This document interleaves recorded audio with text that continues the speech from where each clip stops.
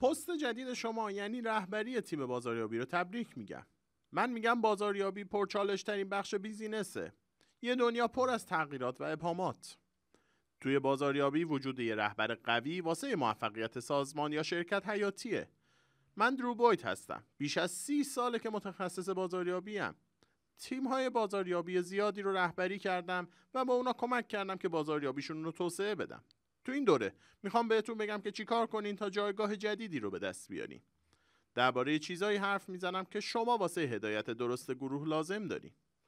خیلی چیزا درباره تشکیل یک گروه عالی با اعضای هماهنگ یاد میگیرین. در آخر بهتون میگم که چطور بیزینستون رو روز به روز بهتر کنین. این یه قدم بزرگه، ولی فکر کنین که یه لحظه از پیشرفت دست بکشین. این یه اشتباه بزرگه. در انتها میبینین که چجوری باید به توسعه مهارتتون توی چارچوب وسیع‌تری ادامه بدین. بیاین شروع کنیم. این دوره مناسب اوناییه که الان رهبر تیم بازاریابی ان یا دوست دارن یه روز رهبر بشن. اگه بازاریاب با تجربه هستین میتونین به رهبری فکر کنین. اگه تازه بازاریاب شدین بهتون پیشنهاد میدم دوره اصول بازاریابی من رو ببینین. اگه میخواین یه تیم بازاریابی رو رهبری کنین باید اول مقدمات رو بدونین.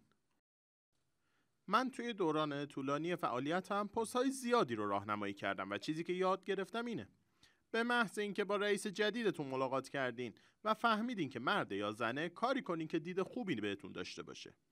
باید بشینین و باهاش کلی حرف بزنین تا چیزای زیادی رو بفهمین. پیشنهاد میکنم اول رک باشین و ازش اینا رو بپرسین. هدفتون چیه؟ چه اهداف بلند مدتی واسه شرکت دارین؟ و اینکه من چه نقشی میتونم داشته باشم توی رسیدن به این اهداف؟ شاید فکر کنین این سوالای رک به مزاج رئیستون سازگار نباشه، ولی فقط این یه گفتگوی شفاف و روشن درباره هدفهای شما واسه موفقیت رئیستونه. اگه رئیس ببینه دارین واسه موفقیتش تلاش میکنین، به احتمال زیاد اونم واسه موفقیتتون تلاش میکنه. این قانون عمل متقابله. بعد از اون سعی کنین از محدودیت‌ها و نیازهای کاری کاملا سر در بیارین. این نیازها شکل‌های مختلفی داره، مثل بودجه، سرشماری، کانون جغرافیایی و حوزه مسئولیت. باورتون بشه یا نشه، این محدودیت‌ها و نیازها واسه موفقیتتون مانع ایجاد نمی‌کنه، بلکه برای موفقیتتون ضروریه. این محدودیت‌ها باعث میشن شما و تیمتون سخت‌تر و هوشمندانه‌تر کار کنید. غیر از اینا باعث میشن توی کارتون خلاقیت به خرج بدین. ریز به ریز خط قرمزها رو از رئیستون بپرسین. دلیلی نداره که وقت و انرژیتون رو جایی هدر بدین که سودی نداره. از رئیستون بپرسین که دقیقاً چی رو میتونین تغییر بدین و چی رو نمیتونین تغییر بدین. شاید شغلتون جنبه‌هایی داشته باشه که اون ازتون انتظار داشته باشه و اونا رو باید انجام بدین. از اختیاراتتون توی این موارد سر در بیارین. توی تغییر پرسنل، پروسه‌ها و ساختار تیمتون. بعد از اون درباره ارتباط و بازخوردها گفتگو کنین. رئیستون چطوری میخواد از کارتون باخبر بشه؟ گزارش وضعیت، جلسه هفتگی، از طریق ایمیل؟ شما کی و چه جوری میتونین درباره عملکردتون بازخورد دریافت کنین؟ هرچی زودتر وارد عمل بشین، زودتر میتونین مؤثر واقع بشین. در انتها از رئیستون درباره سابقه شرکت بپرسین. توی چه کاری موفق بودن؟ چرا موفق بودن و یا چرا موفق نبودن؟ چی رو میخوان توسعه بدن؟ شما چه درس‌هایی میتونین از تجارب کاری اونا بگیرین؟ اینجوری احتمالش کمتره که چیزی رو از نو بسازین یا اشتباهات قبلی اونا رو تکرار کنین. مدیریت و ترقی جایگاه رئیس یک مهارت ضروریه و توی شرکتتون کاملا مورد قبوله. شک نکنین توی موفقیتتون تأثیر داره. غیر از اینا کلی چیز دیگه توی نقشه رهبر تیم بازاریابی هست. تیمتون روی شما حساب میکنه. بخشای دیگه هم شاید روتون حساب کنن. از همه بیشتر مشتری‌ها روتون حساب میکنه. پس حالا برین دفتر رئیستون و واسه یه شروع عالی از شرایط سر در بیارین. یه از توی بیزینس میگه از همتیمیاتون دشمن نسازین. اگه این کارو بکنین دیگه نیازی به دشمن ندارین. شاید واقعا مجبورتون کنن این کارو بکنین. ولی ریلکس باشین. به نظر من همتیمیاتون منبع اصلی واسه حمایت از شما هن. منظورم اینه که پست مشابهی توی همه بخش‌ها دارن، نه فقط بخش بازاریابی. اونایی که جایگاه مشترک توی همه بخش‌ها مثل امور مالی، فروش، منابع انسانی و تحقیقات و توسعه دارن. بازاریابی در اصل مهمترین فعالیت تجاریه. بدون حمایت اصولی و قوی همتیمی‌ها شما شکست می‌خورید. خب چند تا نکته اساسی واسه توسعه روابط با همتیمیاتون بهتون میگم. اول اینکه با تک تک اعضا جلسه بذارین. این کار رو همون اول کار بکنین. میدونم که وسوسه میشین که تند برین و بحث چالش‌های بزرگ بازاریابی رو پیش بکشین، ولی مراقب باشین. بهتون توصیه میکنم بعد از انتصابتون توی هفته اول باهاشون جلسه بذارین. همتیمی مسئله خیلی مهمیه. در کل حرفتون این باشه که شما همتیمی هستین، نه رقیب. در ادامه شما میبینین که مشاوره با همتیمی‌ها یه نکته کلیدیه. باعث میشه جلو برین. خطرات کم میشه و از شما یه رهبر بازاریابی کارکشته میسازه. همتیمی‌ها کمک میکنن فرضیاتو تست کنین. اونا اطلاعات مهمی برمقام میارن تا وقتی باهاتون هماهنگن خطرات کم میشه و موفقیت بزرگی به دست میاد. شما باید اونا رو اولویت قرار بدین. یکی از جنبه‌های مهم همکاری به همتیمی‌ها توسعه مهارت افراده. شما طبیعتاً افرادی دارین که روند کارا رو بهتون گزارش میدن. اونا هم افراد دیگه ای دارن واسه این کار. شما باید متعهد بشین که تا جایی که میتونین ماهرترین تیم رو واسه همکاری بسازین. ازشون واسه بازخورد دادن به تلاش‌های انفرادی و تیم استفاده کنین. بهشون در مورد افرادشون بازخورد بدین و دنبال راههایی باشین که بتونین مراحلتون رو واسه توسعه و پیشرفت افرادشون در اختیارشون قرار بدین. اگه بهتون به عنوان یه همکار نگاه کنن خوبه. ولی اگه به عنوان یک تکرو نگاه کنن به مشکل میخورین. خب حالا وقتش آخرین نکته رو بگم که تمرین عمل متقابله. عمل متقابل یه واژه اجتماعیه که هر جامعه انسانی به اعضاش یاد میده. اگه یکی کمکتون کنه باید کمکش کنین. ولی نکته مهم اینه که شما باید پیش قدم بشین. شما باید کاری کنین که غیر منتظره به همتیمی کمک کنه. اینطوری نه تنها تشویق میشن بلکه دنبال راهی واسه جبران این کمک میگردن. خب حالا با همتیمیتون ملاقات کنین. دید و نگرششون رو بفهمین. ببینین چی جوری میتونین باعث موفقیت اونا بشین. آره درست شنیدین. اونا نه شما. اگه اول شما به اونا کمک کنین بهتون به عنوان یه همکار قابل اعتماد نگاه میکنن که سعی داره بیزینس رو توسعه بده. پس بهتون کمک بلند مدت میکنن. حالا که رهبر تیمین شاید وسوسه بشین که تیمتون رو اولین و مهمترین اولویتتون قرار بدین. خب دوباره فکر کنین. تیم شما در حال بازاریابی فقط یه منبع واسه پیشرفت و توسعه شرکته. تیم بازاریابی یه منبع با ارزش مثل تیم ورزشیه و شما باید قوی ترین تیم رو بسازین. نکته مهم اینه که چجوری تیمتون استارت بزنه. غیر از این اعضای تیم کلی سوال توی ذهنشون دارن و شاید از ایجاد تغییر هراس داشته باشن. شما باید قدرت و صبر و بردباری خودتون توی بازاریابی رو بهشون منتقل کنین. شما با تجربه این و واسه یه سال کامل برنامه چیدین. بهشون بگین تا چقدر باید انتظار ایجاد تغییر داشته باشن. چند تا مرحله واسه اولین ملاقات با تیمتون بهتون میگم. اول بهشون بگین که این پست جدید بهتون اعطا و واگذار شده. چون واقعا اعطا شده. خب اگه مدام بگید من بهترین بودم و این پست رو به دست آوردم، این خودبینی و غرور کاذبه. اینجوری نباشین. یکم خاکی و فروتن باشین. این یه اصله. شک نکنین. بعدش از اعضاتون بخواین که خودشون رو معرفی کنن. چه سابقه ای دارن؟ چه کارایی کردن؟ و چی رو توی این شغل بیشتر دوست دارن؟ لحنتون رو یک نواخت و مثبت نگه دارین. حتی اگه توی سخت‌ترین و پرچالش‌ترین شرایط گیر کردین. خب حالا که سابقه اونا رو فهمیدین وقتشه سابقه خودتون رو هم بگین. حواستون باشه اول سابقه اونا بعد سابقه خودتون. چرا؟ چون وسط حرفاتون بتونی به تجارب گذشته‌تون اشاره کنی. اگه یک از اعضاتون تجربه زیادی توی فروش داره تجربه فروش خودتون هم بگین. و اگه تجربه ندارین درباره مسائل مرتبط با فروش حرف بزنین. مثلا هزینه‌هاش. سعی کنین طوری باشین که بفهمن به همه تجربه ها و چیزای دیگه بها میدین. نه فقط اون تجربه هایی که خودتون داشتین. اینطوری از اعضاتون دور نمیشین. بعد از اون دیدگاه خودتون رو نسبت به حرفه بازاریابی بیان کنین. اصول مدیریتاتون چیان؟ مهمترین چیزایی که توی تیم بازاریابیتون دنبالشین چیان؟ سعی نکنین که یه نابغه بازاریابی باشین. این چیزی نیست که دنبالشین. اونا میخوان بدونن که از چه معیارهایی واسه ارزیابی موفقیت و شکست استفاده میکنین. در آخر بهشون بگین که تا حالا از چه شغلایی چیا یاد گرفتین، با کیا حرف زدین، چیزایی که یاد گرفتین رو قبلا پیش بینی میکردین یا غیر منتظره بودن. تو این مورد شفاف و صادق باشین. حالا میرسیم به مرحله‌ای که توی ملاقات با اعضا حیاتیه، این که بهشون بفهمونین هر هفته و هر ماه تا چه حد انتظار میره که تغییری ایجاد بشه. صادق باشید. شاید استرس‌زا باشه ولی بهم اعتماد کنین. اگه اونا نگران آیندهشون باشن، حق دارن.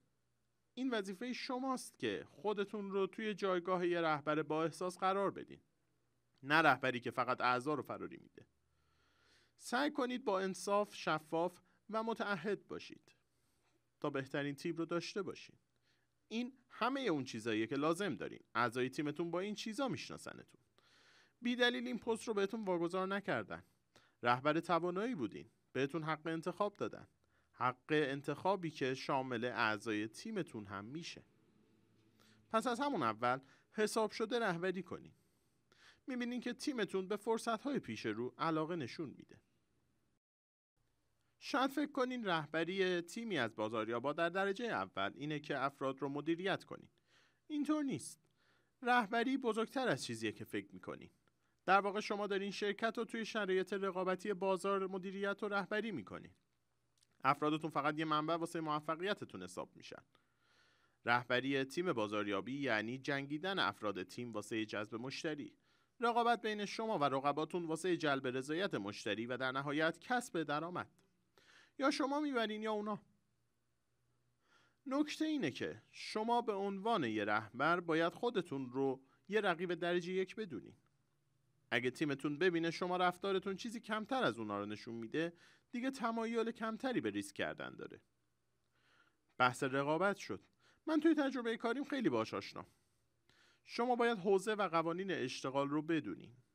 وقتی توی پست جدیدتون پا میذارین چیزای زیادی هست که باید بدونین. مثلا اول اینکه بدونین تو چه صنعتی هستین. شاید واضح به نظر برسه ولی اینطور نیست. باید با دقت صنعتتون رو مشخص کنین. صنعت چی کار میکنه و چه سودی داره. مثلا به جای اینکه بگیم توی صنعت روزنامه هستیم، شاید بهتر باشه بگیم توی صنعت اطلاعاتیم. به عبارت دیگه، تعریف سنتی رو کنار بذاریم. مطمئن باشین که رئیس و همتیمیاتون این کار رو میکنن. بعد از اون به طبقه بندی رقباتون نگاه کنین. مثلا از روزنامه استفاده کنین. میتونین به همه اطلاعات دسترسی داشته باشین. طبقه بندی که شما پیش بینی کردین میتونه آنلاین باشه. مثلا تمایلات بازاریابی رو به عنوان یه فاکتور در نظر بگیرین. به تعریف طبقه بندی به عنوان یه جنبه رقابتی توی توصیف صنعت نگاه کنین. حالا که اینو فهمیدین، میریم سراغ سومین چیز، یعنی اینکه بفهمیم داره چه اتفاقی میفته. مشتریایی که توی اون طبقه قرار میگیرن کیان؟ چه تمایلات و عاداتی دارن؟ آیا اونا مشتریای احتمالی هن که حق دارن توی این طبقه قرار بگیرن؟ بعد از اون به چیدمان رقباتون هم نگاه کنین. رقبات این مستقیم کیان؟ یعنی اونایی که محصولات شبیه محصولات شما عرضه میکنن. و رقبای غیر مستقیم کیان؟ اونایی که محصول دیگه ای عرضه میکنن ولی همون خدمات و سوددهی رو دارن.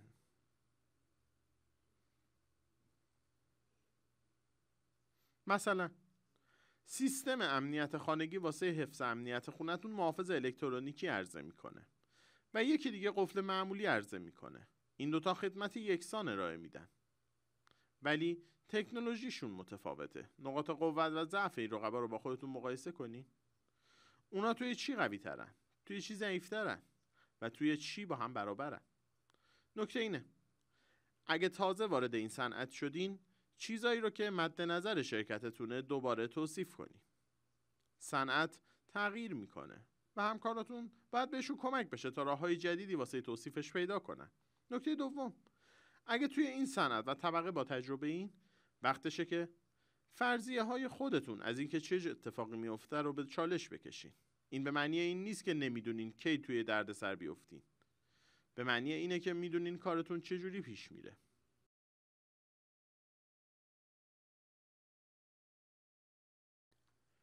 حالا شما به عنوان یه رهبر تیم بازاریابی مسئول جذب منابعی هستین که مورد نیاز شغلتونه. این منابع شامل منابع انسانی میشه، یعنی تیمتون، و منابع مالی، یعنی بودجه. متوجه شدین؟ یعنی یه رهبر خوب منابع و فراتر از منابع انسانی و مالی میبینه. شاید منابع عینی و ملموس داشته باشین، مثل محصولات یا توزیع کننده ها. شاید هم منابع غیر ملموس داشته باشین، مثل توجیه و منطق برند. غیر از اینا منابع به شکل روابط دارن. منابع داخلی داریم مثل روابط همتیمیا و منابع خارجی یعنی رابطه با مشتریا. تمام عوامل عرضه کننده ها و تمام عوامل بازاریابیتون. خب کارتون رو با بکارگیری دقیق منابعتون شروع کنید. توی ذخیره منابع مسئولیت پذیر باشین. از خودتون بپرسین دقیقاً الان چی دارم؟ توی چه شرایطی هستم؟ واسه رسیدن به اهدافم منابع مناسب و کافی دارم؟ شاید نتونین الان جواب این سوالا رو بدین، ولی از الان باید اونا رو توی ذهنتون داشته باشین. بیاین چند تا از مسائلی رو بررسی کنیم که ممکنه حین مدیریت منابع باشون روبرو بشیم. توی منابع انسانیمون باید افرادی داشته باشیم که قدرت بیان داشته باشن و تیمو همراهی کنن. از الان این اصول رو توی ذهنتون داشته باشین. از خودتون بپرسین اشخاص سطح اول ما کیان؟ اشخاص سطح دوم کیان که میتونن با اشخاص سطح اول پیشرفت کنن؟ و اشخاص سطح سوم کیان که احتمالاً از تیم میرن؟ از روز اول باید به هم تیمی ها نزدیک بشین. حالا نوبت منابع مالیه. شاید رئیستون شما رو یکم راهنمایی کنه، ولی حالا وقتش عمیق‌تر عمل کنین. با عوامل مالیتون ملاقات کنین و تا میتونین از بودجه اطلاعات کسب کنین. پروسه های بودجه گذاری چیان؟ پروسه های صرف بودجه چطور؟ بودجه چطوری اختصاص داده میشه؟ تمایل به صرف بودجه بیشتر توی چه زمینه هاییه؟ حالا به محصولات و خدماتتون با دقت نگاه کنین. اونا چند وقت ساخته شدن؟ آخرین بار کی درست شدن؟ در مقایسه با محصول رقیب چه عملکردی داشتن؟ مو به مو بررسی کنین. چه توصیه ها و به روز رسانی های نیاز دارن؟ کدومشون باید از رده خارج بشن تا واسه منابع فضا و فرصت جدید ایجاد بشه؟ چه جوری محصولات و خدماتتون رو میفروشین؟ عوامل توزیع کنندتون رو تست کنین. انبار بهتره یا مراکز توزیع؟ عوامل توزیعتون چیان و چه نقشی دارن؟ مهمتر از همه اینکه چه اطلاعاتی از مشتری‌ها جمع آوری میشه و کیا اون اطلاعات رو در اختیار دارن؟ چه استفاده از اون اطلاعات میشه؟ در آخر توجیه و منطق برندتون چیه؟ مشتری‌ها به شرکتتون پایبندن؟ آمار حفظ مشتریاتون چطوره؟ چطوری اونا رو راضی نگه می‌دارین؟ این یکی منبع یعنی مشتریای ثابت شاید مهمترین منبع باشه. باید بفهمیم چی باعث میشه توی بازاریابی موفق بشیم. این هدف شماست، پس باید حواستون خیلی بهش باشه.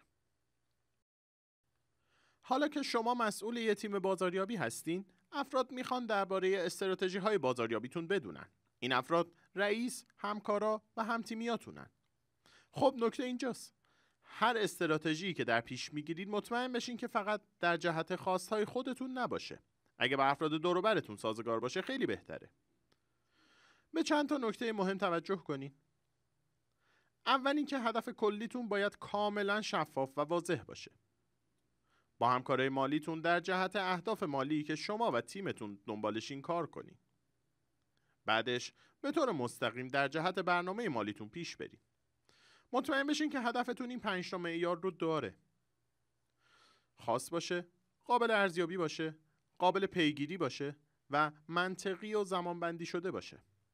اگر این ویژگی ها رو نداشته باشه، دونستن چیزهایی که واسه رسیدن به هدف لازمه سخت میشه. خب حالا ممکنه با یه سری اهداف کارتون رو به عنوان رهبر تیم شروع کنین.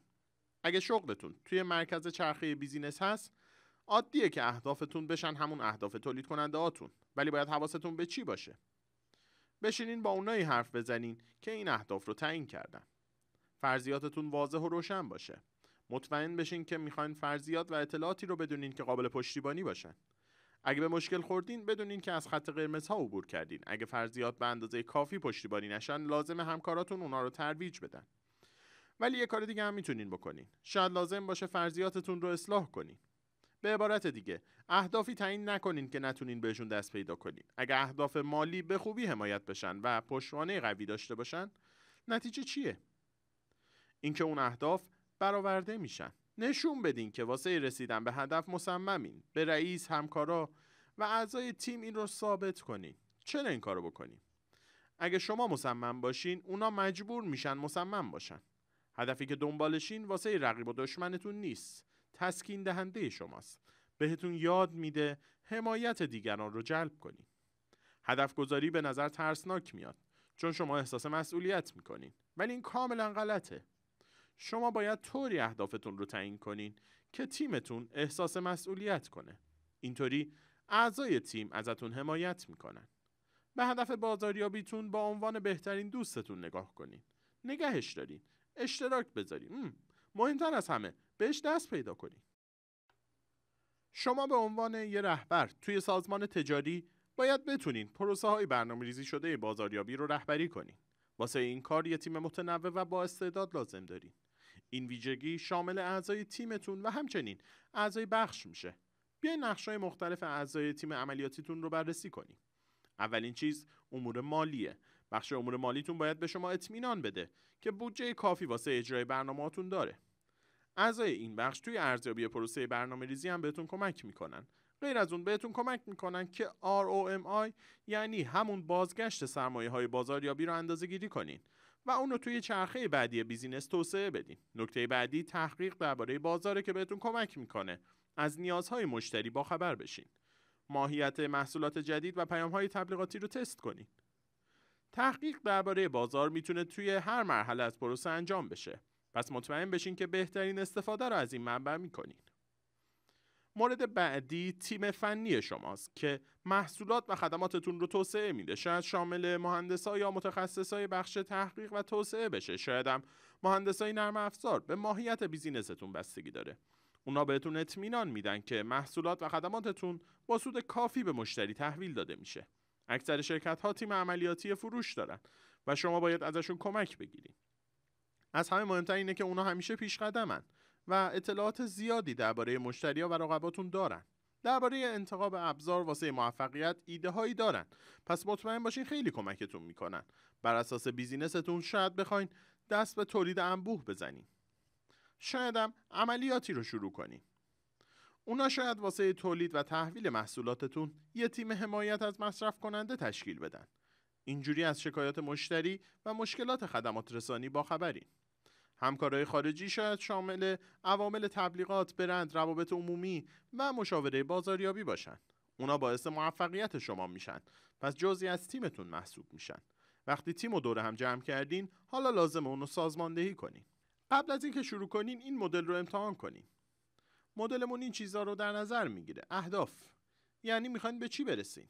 نقش‌ها، از هر عضو انتظار انجام چه کاری رو دارین. روابط فرد به فرد، هر عضو چطور با عضو دیگه همکاری میکنه و پروسه ها و فراینده ها. مطمئن شین که تیم به همون سوی میره که برنامه ریزی کردین. اینکه اونا میدونن چه انتظارایی ازشون میره، انتظارایی که مد نظر شماست. بازاریابی یک کار تیمیه. موفقیتتون به توانایی شما توی تشکیل یک تیم حرفه‌ای و ماهر بستگی داره. اولویت اولتون خلق یه مدل واسه اینه که بفهمین یه بازاریاب خوب باید چی جوری باشه. یه مدل نوشتاری خوب بهتون کمک میکنه مهارت‌های هم‌تیمی‌ها رو به خوبی ارزیابی کنین. قبل از اینکه شروع کنین، ببینین که آیا شرکتتون مدلی واسه ارزیابی مهارت بازاریابی داره؟ توجیه و منطق شرکتتون درباره اون مدل رو بفهمید. تا چه حد اون مدل‌ها کاملن؟ چه جوری و کی ازشون استفاده میشه؟ آخرین بار کی بروز شدن؟ شرایط بازار شاید دستخوش تغییرات زیادی بشه. اولین نکته واسه ساختن مدل مهارت درک عوامل دستن در کار بیزینستونه. به برنامه بازاریابی استراتژیکتون نگاهی بندازین و لیستی از این افراد تهیه کنین. حالا این لیست رو با همکاراتون، مخصوصا همکارای بخش مالی و البته رئیستون مرور کنین. لیست رو بردارین، کمی تفکر کنین و این سوالات رو مطرح کنین. افراد چه مهارت‌هایی واسه این کار نیاز دارن؟ چه دانشی باید داشته باشن؟ و واسه بهتر عمل کردن چه تمایلاتی باید داشته باشن؟ مهارت، دانش و تمایلات. کارمند باید عموماً این ویژگی ها رو داشته باشه. این میشه مدل مهارت بازاریابی. مثلا یه بازاریاب رو در نظر بگیرین که به یه محصول جدید نظارت میکنه. به عنوان یه مهارت باید بدونه که چجوری پروژه ها حق انحصاری بازاریابی، آژانس‌های خارجی و آموزش‌های تحویل محصول واسه نمایندگی فروش مدیریت کنه. به عنوان دانش باید ماهیت محصول، بازار، مشتری و رقباتون رو بفهمه. از نظر رفتاری باید خیلی عالی باشه و بقیه رو تشویق کنه. حالا مهارت، دانش و تمایلات رو به سطح ابتدایی تا پیشرفته تقسیم بندی کنین. من 3 سطح پیشنهاد میکنم: سطح ابتدایی، پیشرفته و ماهر. مثلا بیایید یه نگاهی به دانش رقبا بندازیم. توی سطح ابتدایی بازاریاب اسم رقبای اصلی رو میدونه. توی سطح پیشرفته خدمات و محصولای رقیب رو میدونه و اینکه چجوری اونا رو با محصولای خودش مقایسه کنه. ولی توی سطح ماهر جهتگیری‌های بازار درباره محصولای رقبا و چگونگی توسعه اونا رو میدونه.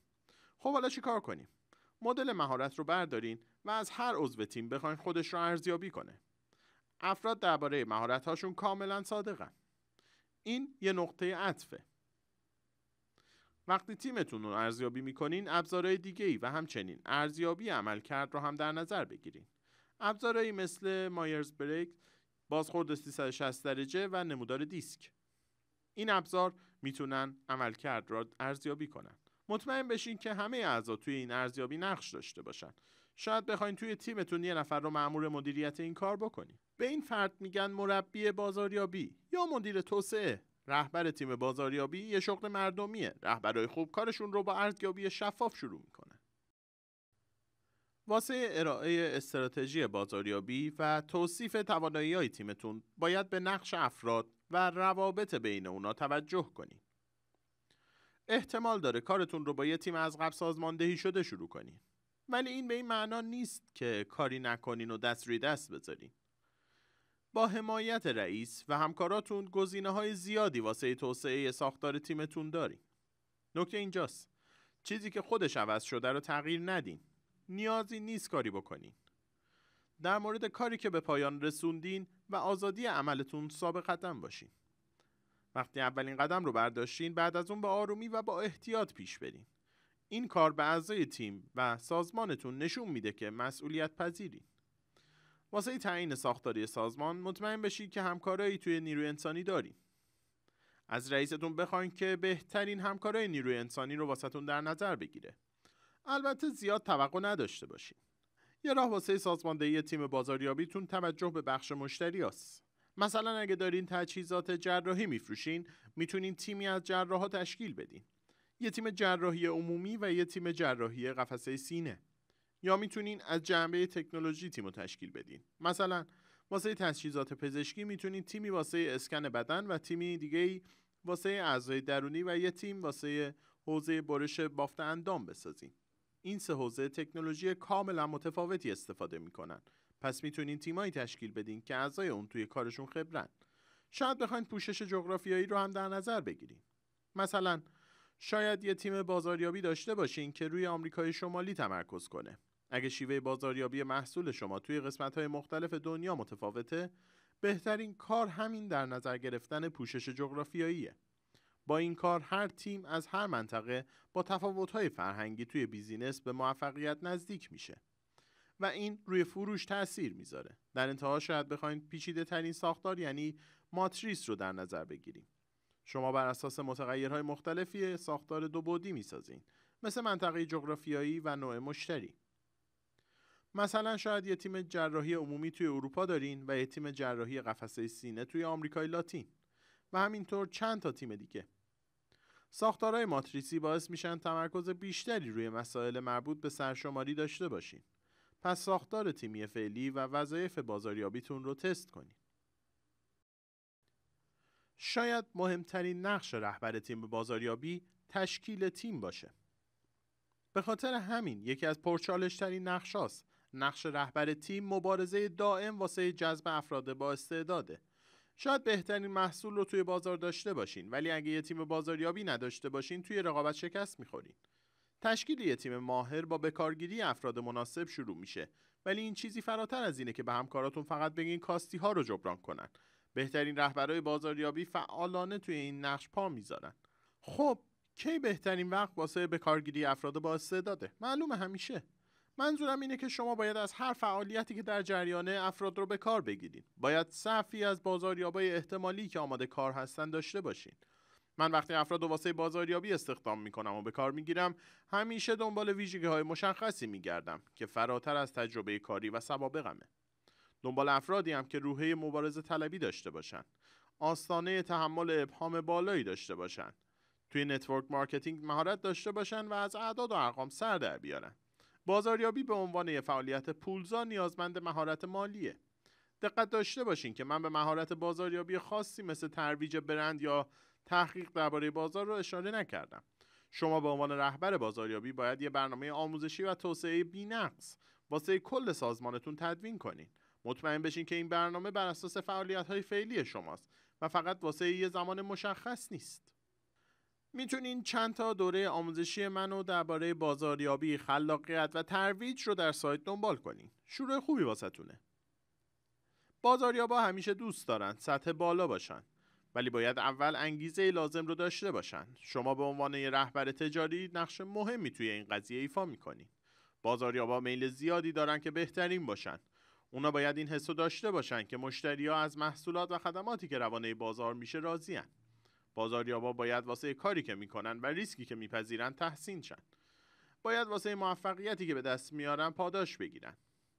در جریان کار به اونا پاداش جزئی و بزرگ بدین، نه فقط بعد از اتمام کار. نکته اینجاست، یه راه خوب واسه تصدیق و شناخت بازاریابا اینه که یکی از اصلی ترین مشتریاتون رو بخواید و جلوی اون به بقیه بازاریابا پاداش بدین. این واقعا باعث همبستگی میشه، حس کارآمدی، تحسین و شناخت رو برمقام میاره.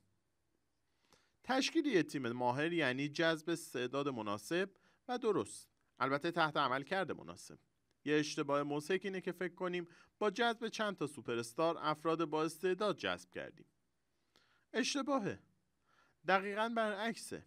سوپر استاران ناامید و بی انگیزه میشن و تیمو ترک میکنن، چون فکر میکنن شما عملکرد ضعیفی دارین.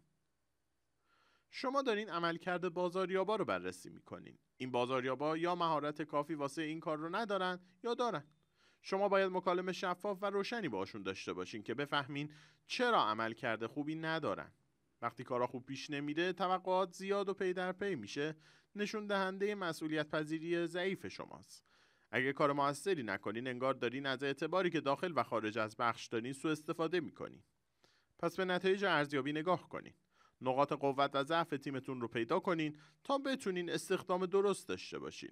واسه آموزش و ایجاد انگیزه برنامه بچینین تا هر سال تیمتون رو سطح بالا نگه دارین و بتونین استعدادهای خوب رو جذب کنین. واسه سازماندهی یه تیم، سازماندهی نقش فردی اعضا و هدف سالیانتون و همچنین واسه جبران کمبودا باید یه برنامه آموزشی تهیه کنین. واسه تهیه برنامه آموزشی دوست دارم بهتون یه چارچوب کلاسیک پیشنهاد بدم که شامل این سوالات میشه: چه کسی، چه چیزی، چه وقتی، کجا، چگونه و چرا. با چرا شروع میکنیم. مدل مهارت بازاریابیتون رو بردارید و اونو به یه لیست جدید با مهارت‌های خاص، دانش خاص و رفتارهای خاص تفکیک کنید. اگه افرادی جذب کنین که در حال حاضر مهارت، دانش و رفتارهای خاصی دارن، برنامه شما واسه جبران کمبودا باید روی تشویق و تکرار این فاکتورها کار کنه. شما افرادی میخواین که آموزش‌ها رو به خوبی فرا بگیرن و واسه کار آماده بشن. مثلا فرض کنید یه بازاریاب دارین که کارش نظارت به محصولای جدیده. اون باید مهارت مدیریت پروژه رو داشته باشه. مثلا بتونه حق انحصاری بازاریابی، آژانس‌های مدیریت اضافه بر سازمان و تحویل به نمایندگی‌های فروش رو مدیریت کنه. باید دانش کافی رو داشته باشه. مثلا محصول جدید، بازار، مشتری، رقبا و از این قبیل چیزها رو بشناسه. از نظر رفتاری باید قادر به برقراری ارتباط، تشویق و ایجاد انگیزه باشه. استفاده از این لیست باعث میشه مجموعه ها و مدل‌های آموزشی واسه ارائه و توسعه هر آیتم داشته باشین. حالا میدونیم چرا باید آموزش بدیم و چی آموزش بدیم. ولی سوالای بیشتری هم هنوز مونده. کی باید آموزش رو ارائه بده؟ کجا، چه جوری و چه زمانی باید ارائه بده؟ گزینه‌های زیادی واسه اینکه کی آموزش رو ارائه بده داریم. مشخص ترین گزینه انتخاب یکی از بهترین بازاریاباست. گزینه‌های بعدی مدیرای بازاریابی، تیم فنی یا مشتریان. به مدل‌های آموزشی نگاه کنین و تصمیم بگیرین کی مناسب تره واسه آموزش این مدل. توی بعضی از شرکت‌ها یه مربی داخلی تعیین میکنن که همه این کارا رو میکنه، همشو. شاید بگین پس استخدام مربیای خارجی چی؟ اینکه چه زمان و چه جوری آموزش ارائه میشه بستگی به ماهیت کار داره. خب اکثر مواقع وقتی آموزش رو ارائه میدیم که نیازه. این زمان معمولاً وقتیه که افراد استخدام میشن و مهارت‌های خاص دیگه‌ای رو هنوز یاد نگرفتن. اینکه چطور آموزش رو ارائه بدیم به نوع آموزش بستگی داره. اکثر برنامه‌های آموزشی بازاریابی یه جور شبیه سازی تعاملی به کار میگیرن. اینجوری دقیقاً مهارت‌هایی رو یاد میگیرن که واسه کار ازشون انتظار میره. نکته مهم اینه که آموزش‌ها و تجربه‌های مربوط به نقش افراد رو ارائه بدیم. باید بگم سوال مهم اینه که آموزش کجا ارائه بشه. شاید بگین خب باید توی محیط شرکت ارائه بشه، ولی لزومی نداره که حتما اونجا ارائه بشه. از خودتون بپرسین ارائه آموزش توی چه مکانی بیشترین تأثیر رو داره و کاراتره. برای مثال شاید آموزش رو توی محیط شرکت ارائه بدی، شاید توی محل حضور مشتری‌ها یا محل توزیع محصولات. بیشتر شرکت‌ها آموزش رو به صورت آنلاین ارائه میدن. میتونین آموزش من به عنوان اصول بازاریابی رو از سایت تهیه کنین. یه برنامه آموزشی خوب واسه تیمتون انگیزه ایجاد میکنه و نشون میده شرکت واسه رسیدن به اهداف مصممه. مهمتر از همه نقطه عطف خوبی واسه بیزینس عظیمه. با ما همراه باشین. شما به عنوان رهبر تیم بازاریابی نقش اصلی رو توی سوددهی دارین. پس باید دقیق حواستون به شیوه عملکردتون باشه تا بتونین به اهدافتون برسین. این کار رو با پیگیری دقیق شرایط کسب و کار انجام بدین. پیگیری شرایط کسب و کار با همراهی اعضای تیم، همکارا و عوامل مالی واسه بررسی نتایج بازاریابی و مقایسه اون با نتیجه پیش بینی شده است. بعضی از شرکت‌ها به این میگن بررسی موشکافانه شرایط کسب و کار. شما باید این کار رو از طریق مقیاس عملکرد انجام بدین. این مقیاس بهتون کمک میکنه استراتژی کلی و برنامه‌های بازاریابی انفرادی رو پیگیری کنین. بهتون یاد میده و میگه که کی مداخله کنین و کی پیگیری رو از سر بگیرین. مطمئن باشین بدون این مقیاس ها سردرگم میمونین و واسه هر چیزی بدون آگاهی ریسک میکنین. هر مقیاس عمل کرد واسه اینکه موثرتر باشه باید قابل سنجش و اندازه گیری باشه. میتونین هر چند تا بخواین از این مقیاسا داشته باشین، ولی فقط به خاطر اینکه دیتا دارین اونو اندازه گیری نکنین. اگه این مقیاس به دردتون نمیخوره ازش استفاده نکنین، چون وقت تلف کردنه. فقط چیزی رو اندازه بگیرین که میخواین ازش تأثیر بگیرین. بهش میگن آستانه و حد. هر مقیاس باید نقطه هدفی واسه انتظاری که دارین داشته باشه. به علاوه یه حق بالا و پایین حول اون نقطه هدف. شما و تیم برنامه ریزیتون باید هماهنگ باشین تا در صورت نزدیک شدن به اون حدها اقدامهای مورد نیاز رو انجام بدین. به این مثال توجه کنین. فرض کنین واسه تعداد مشتریهای جدید توی هر ماه یه مقیاس تهیه میکنین. معین کردین که هدفتون 500 مشتریه. غیر از اون واسه حجم بالای 600 مشتری و حد پایینش 400 مشتری رو در نظر گرفتین. حالا اگه مشتریهای واقعی شما توی ماه بیشتر از 600 تا بشن، شاید اقداماتتون این باشه که هزینه تبلیغات رو بیارین پایین. ولی اگه مشتریتون کمتر از 400 تا باشه، اقدامتون شاید این باشه که فروش رو ببرین بالا. هر مقیاس عمل کرد باید بر اساس عملی کرده بازاریابیتون باشه، مثل اهداف، شیوه هدف گذاری، تعیین هر بخش و تاکتیک های بازاریابی.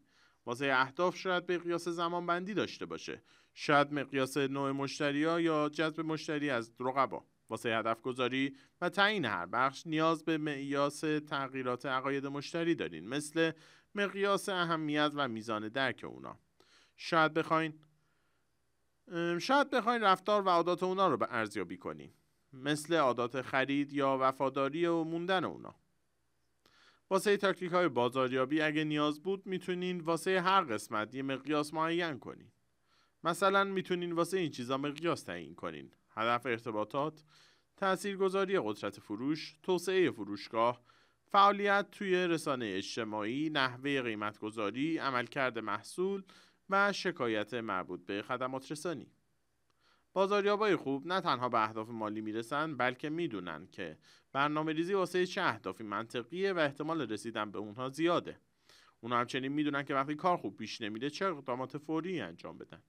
مقیاس عملکرد شما و تیمتون شما رو در جریان کار نگه میداره. بازاریابی دنیایی از ابهامات به همراه داره. هر موقعیت بازاریابی باعث ایجاد یه سری ابهامات میشه، پس اگه اتفاقای غیر منتظره افتاد باید آماده باشین. اگه آماده نباشین ممکنه استراتژیتون از هم بپاشه و جایگاهتون رو توی بازاریابی رقابتی از دست بدین. خب بعضی وقتا اتفاقای غیر منتظره میفته داخل سازمان. توی این شرایط اولویت هر سازمانی ایجاد تغییر پیوسته است. شاید همه از برنامه‌هاتون حمایت کنن ولی بازم یه اتفاقات غیر منتظره میفته. توی این شرایط فقط باید بفهمین که چی تغییر کرده. باید توجه بیشتری توی بقیه بخش‌های کسب و کار داشته باشین. باید ریز شین و جزء به جزء رو بررسی کنین تا ببینین خطا کجا اتفاق افتاده. برای مثال اختلال توی بودجه و سرشماری شرکت یا سازمان، یا حتی شاید با مخالفت عوامل یه بخش دیگه روبرو بشین. مثلا اگه محصول جدیدتون توی فهرست جدول زمانبندی جا نگیره و تاریخش عقب بیفته چی کار میکنی؟ اگه تولیدتون نتونه جواب تقاضا رو بده چی؟ اگه کیفیت محصول مشکل داشت و مشتری‌ها شکایت کردن چی؟ شما باید به اینا واکنش نشون بدین. تجربه بد مشتری ممکنه توی سایت‌های اجتماعی منتشر بشه. یه روز صبح از خواب پا میشین و پیش‌بینی‌های فروش محصولاتتون رو می‌بینین که نشون میده شرکتتون توی مخمسه افتاده. اینجا چند تا نکته بهتون کمک میکنه که به این مشکل‌ها غلبه کنین. اول اینکه تیمتون رو تشویق کنین که سریع عمل کنه. توی این شرایط باید سریع عمل کنین. نباید بذارین یه مشکل کوچولو تبدیل به یک مشکل بزرگ بشه. مدیراتون اگه ببینن عملکرد سریعی دارین تحسینتون میکنن. نکته بعدی اینه که تا میتونین اطلاعات جمع آوری کنین. اطلاعات درباره اینکه وقوع چه تغییراتی باعث این مشکل شده. مطمئن بشین که تغییر حقوقی رو پیدا میکنین. نباید اطلاعات به درد نخور جمع کنین و وانمود کنین که دلیل مشکل رو پیدا کردین. کاری که قبلا کردین شاید مناسب الان نباشه. با متخصصای قابل اعتماد مشورت کنین. لازمه از قدرت تفکر افراد خبره بهره ببرین. این کمک میکنه که از مشکل و راه حل‌های ممکن دور نشین. حالا تیمتون رو توی موقعیت حل مسئله قرار بدین. منظورم اینه افراد تیمتون نباید به این هوا باشن که مشکل خودش حل میشه. از تیمتون بخواین پیشنهاداتتون رو واسه حل مشکل لیست کنن. بعد از اون بهترین پیشنهادات رو انتخاب کنین و روشون کار کنین. توی این مرحله انعطاف پذیر باشین. شاید توی پیش بردن بعضی از جنبه‌های برنامه‌تون ناکام بمونین و کم بیارین. اما ناامید نشین. در انتهای کار ابتکار به خرج بدین. تجربه من میگه بهترین راه واسه برگشتن از شرایط سخت ابتکار و نوآوریه. اگه سازمانتون راکت شد از روش‌های سیستماتیک خلاقیت واسه ایجاد فرصت‌های جدید کسب و کار استفاده کنین. این کاریه که بهترین رهبرای بازاریابی انجام میدن. پس سعی کنین خلاقیت رو داشته باشین تا یه رهبر خوب باشین. رهبر تیم باید قدرت مدیریت بحران داشته باشه. نقش شما به عنوان رهبر بازاریابی اینه که چیزهای جدید رو به همراه تیمتون وارد بازار کنین. این نوآوری‌ها میتونه محصولات و خدمات جدید باشه، رقابت تبلیغاتی جدید باشه، یا اینکه محصولاتتون رو خیلی ساده توی نمایشگاه عرضه محصول به نمایش بذارین. این نوآوری‌ها به خوبی عیار رهبری شما رو نشون میده. خب حالا وقتشه که از این افراد استفاده کنیم. واسه اینکه سریعتر به جلو حرکت کنین خوبه که ابتکار به خرج بدین. گمون نکنین که اگه خودتون کارا رو انجام بدین راحت تر از اینه که نحوه انجامش رو واسه بقیه توضیح بدین. این فکر غلطیه. وقتی ابتکار و نوآوری رو به یکی دیگه میسپرین بهشون بگین که چه کاری باید انجام بشه و چطور میشه توی کار موفق شد. بعدش بذارین خودشون روش انجامش رو بفهمن. نکته بعدی اینه که در طول فرایند نوآوری حاضر باشین. به چند دلیل. اول اینکه افرادتون وقتی میبینن به اندازه کافی به کار اونا اهمیت میدین مصمم‌تر میشن. دوم اینکه وقتی تیمتون نیاز به کمک داره شخص دیگه ای نیاز نیست که بهشون رسیدگی کنه. به عنوان رهبر تیم موقع کار هیچ وقت خودتون رو از اعضا جدا ندونین. یه رهبر خوب مسئولیت کارا رو درست مثل بقیه اعضا به دوش میکشه. در انتها کاری کنین که کل تیمتون نسبت به نتایج کار مسئولیت پذیر باشه. این کمک میکنه تیمتون به اجبار به چند قدم جلوتر نگاه کنه و به نتایج کارهایی که میتونه و نمیتونه بکنه اهمیت بده. اون نتایج رو ارزیابی کنه و به افراد به خاطر نتایج خوب پاداش بده. حالا به یه سری از کارهایی که نباید بکنین توجه کنین. اول اینکه هر کاری میکنین افراد رو خیلی عمیق مدیریت نکنین. توی هر نوآوری جزئیات مهمن، ولی اگه به هر نکته ریز پروژه زیاد توجه کنین یعنی به تیمتون اعتماد ندارین. این کار مدیریتتون رو تضعیف میکنه. اگه بعد از نوآوری اتفاق غیر منتظره‌ای رخ داده، اصلاً اعضای تیمتون رو تنها مقصر این اتفاق ندونین. شما اگه برین جلوی دوربین و اعتبار اونا رو پایین بیارین، دیگه بهتون وفادار نمیمونن. خب میتونین رئیستون رو در جریان این اتفاق قرار بدین، ولی حواستون باشه اعتبار تیمتون رو حفظ کنین. چون اونا سخت تلاش خودشون رو کردن. در ضمن اگه اعتبار خودتون و تیمتون رو حفظ کنین، رئیستون به شما به عنوان افراد کارآمد نگاه میکنه. از سرزنش کردن پرهیز کنین. اگه کاری خوب پیش نرفت، مسئولیتش رو بپذیرین. از بردن اسامی افراد به عنوان مقصر دوری کنین. شما باید به افراد بازخورد بدین که اشتباهات رو اصلاح کنن، ولی سرزنش توی جمع اشتباه بزرگیه. به عنوان یه رهبر بلند شین و مسئولیت رو به عهده بگیرین، ولی در عین حال به عقب برگردین و بفهمین مشکل چی بوده. فرضیه هاتون چیا بودن؟ چه اتفاقات غیر منتظره‌ای افتاده که باعث شده نوآوری و موفق نباشه؟ و از همه مهمتر، اینکه دفعه بعد باید چی کار کنین که اینطور نشه. این کاریه که بهترین رهبرای بازاریابی انجام میدن. اونا تیم ماهری تشکیل میدن که بتونه هر روز بهتر بشه. رهبرای بازاریابی خیلی زیر ذره بینن، چون توانایی مدیریت اونا یکی از مهمترین دارایی‌های شرکته. این یه تیم بازاریابیه، پس مهمترین مدیرای بازاریابی موثرترین نتایج رو برمقام میارن. تو این قسمت آخر این فیلم آموزشی بهتون چند تا نکته میگم که بفهمین چجوری میتونین توی مدیریت بازاریابی پیشرفت کنین. اول اینکه دنبال فرصت واسه توسعه مهارت‌ها و تجاربتون باشین. مثلا وارد حوزه‌های کاربردی دیگه بشین، مثل برنامه‌ریزی استراتژیک، نوآوری و تولید و توسعه محصول. شاید بخواین واسه بالا بردن دانش و تجربه فرهنگی و همچنین تجربه بین‌المللیتون سرپرستی چیزی رو به عهده بگیرین. توسعه دادن افق دیدتون باعث میشه زیادی از جنبه‌های کارتون دور نشین و همه چی رو با دقت ببینین. این بهتون کمک میکنه شبکتون رو گسترش بدین. رهبرا باید افراد و کار شرکت خودشون رو تحسین کنن. همراه با سلیقه‌های جدید و تکنولوژی روز حرکت کنن. درباره کارهای شرکت‌های دیگه اطلاعات کسب کنن. به صنایع دیگه و آموزش اونا بها بدن. این باعث میشه به اهدافشون توی بازاریابی نزدیکتر بشن. اگه خودتون رو بازاریاب حرفه‌ای میدونین، بهتون پیشنهاد میکنم با جامعه نتورکینگ بپیوندین. به همایش‌های سالیانه بازاریابی برین و به گروه‌های مربوط به بازاریابی بپیوندین. با دانشگاه‌های محلی ارتباط برقرار کنین. هیچی بهتر از تدریس آدمو توی یه مسئله خبره نمی‌کنه. من توی شغلم به مردم توصیه می‌کنم هر سال حداقل بخشی از مهارت‌های حرفه‌ایشون رو تقویت کنن. باید سعی کنیم سریعتر تغییر ایجاد کنیم. یعنی در حین انجام کار تکنیک‌های جدید مدیریت رو امتحان کنیم. توی مدیریت تیم بازاریابی اصول اخلاقی رو رعایت کنیم. این باعث میشه به کارکنانتون خیلی نزدیک بشین. همیشه صادقانه ارتباط برقرار کنید. اعتماد سازی کنید.